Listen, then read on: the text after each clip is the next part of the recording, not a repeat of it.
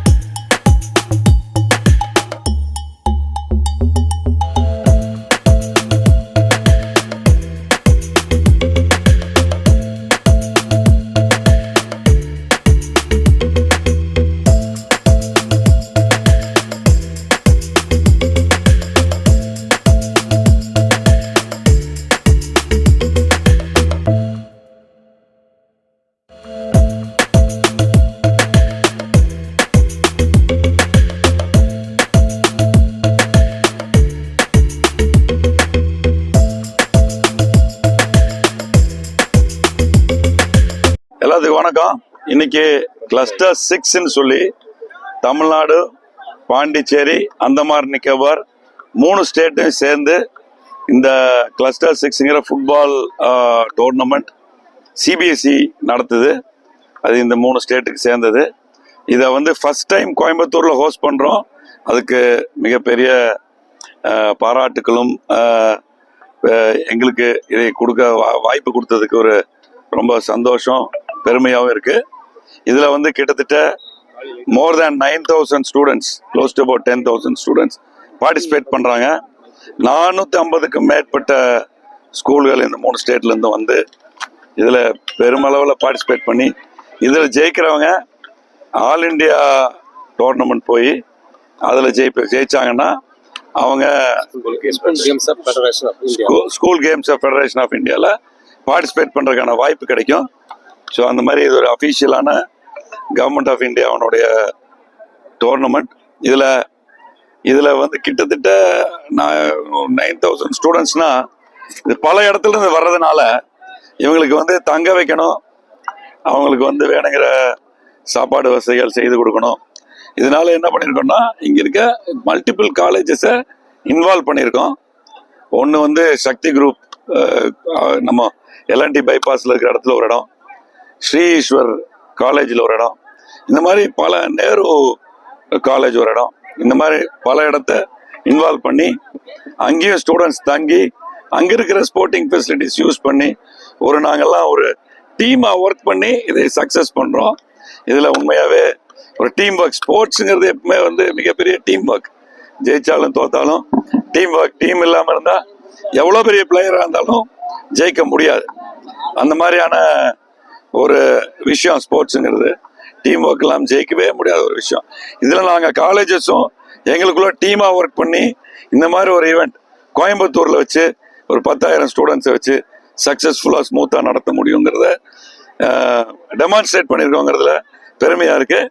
இதுக்கு நமக்கு கிளஸ்டர்ஸ்லேருந்து அஃபீஷியல்ஸும் வந்து மிகப்பெரிய லெவலில் சப்போர்ட் பண்ணி இதை வந்து நல்லபடியாக நடத்தி கொடுக்கறதுக்கு சப்போர்ட் பண்ணுறாங்க. இன்றைக்கி இப்போ தான் மேட்ச் ஸ்டார்ட் ஆகுது. I think we'll have a great week selecting the best students and I'm hope இதிலிருந்து கண்ட்ரியை ரெப்ரசன்ட் பண்ணுற அளவுக்கு பிளேயர்ஸ் உருவாகல நம்பிக்கை இருக்குது. இங்கே தான் நம்ம தமிழ்நாடு டீமை கோச் பண்ணி அனுப்பிச்சோம். அந்த மாதிரி மென்மேலும் பல டீம் உருவாகும் நான் நினைக்கிறேன். கண்டிப்பாக கூடிய சீக்கிரத்தில் வேர்ல்ட் கப்பில் இந்தியா விளையாடுற அளவுக்கான டீமை இங்கிருந்து உருவாக்கும்.